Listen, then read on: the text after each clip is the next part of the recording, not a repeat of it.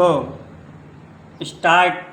आयकर विभाग को राजनीतिक चंदे के फर्जी बिल बनाने वालों के खिलाफ देश भर में बड़े पैमाने पर छापेमारी करनी पड़ी। राजनीतिक चंदे के फर्जी बिल लगाकर आयकर से बचने का काम नया नहीं होता रहा है। माना जाता था कि इसमें कुछ कमी आई होगी, लेकिन लगता है कि स्थिति जस की तस है।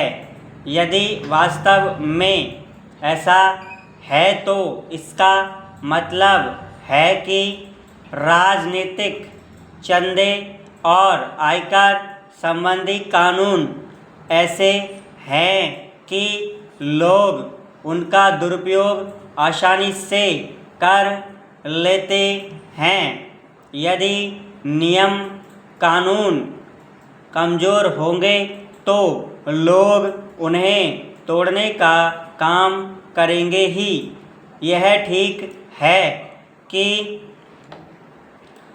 लोगों को जिम्मेदार होना चाहिए, लेकिन आखिर सरकार की भी तो कोई जिम्मेदारी बनती है।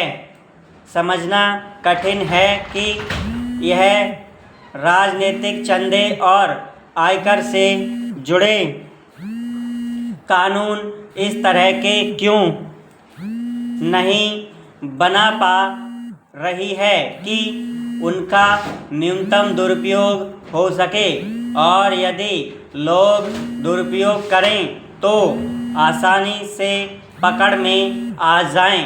बात केवल आयकर कानूनों की विसंगतियों की ही नहीं है, टैक्स संबंधी अन्य कानूनों में भी खामियां से पूरी तौर पर मुक्त नहीं किया जा सका है। आयकर की तरह जीएसटी की भी चोरी होती है। लोग टैक्स बचाने के उपाय करते, यह तो समझ आता है, लेकिन अपने देश में इसके नाम पर चोरी खूब होती है। लेकिन एक ढूंढ है कि कर संग्रह बड़े हैं, लेकिन उतना नहीं जितना बढ़ना चाहिए।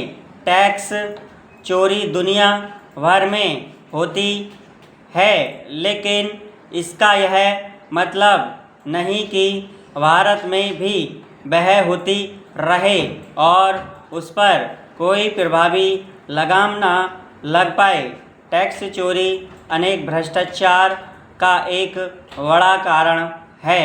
इसका अर्थ है कि नेताओं और नौकरशाहों में घूसखोरी से जुड़े मामलों में नकदी का प्रचलन एक बड़ा कारण है। यह सोचने की ज़रूरत है कि नकदी के उपयोग से भ्रष्टाचार को कैसे रोका जाए और इसका पता कैसे चले। यदि ऐसा नहीं होता है तो यह माना जाएगा कि भ्रष्टाचार पर लगाम लगाने के दावे पूरी तरह से विफल हो गए हैं। अपने देश में राजनीतिक प्रभाव वाले लोग छिपा खुला भ्रष्टाचार करते ही रहते हैं। विडंबना यह है कि ऐसे मामलों में कोई ठोस कार्रवाई कम ही हो पाती है। नेताओं से जुड़े मामलों में तो यह कठिनाई कुछ ज़्यादा ही दिखती है। यह कठिनाई केवल ईडी के समक्ष ही नहीं, सीबीआई और अन्य एजेंसियों के सामने भी आती है। यही किसी से छिपा नहीं की। Full stop.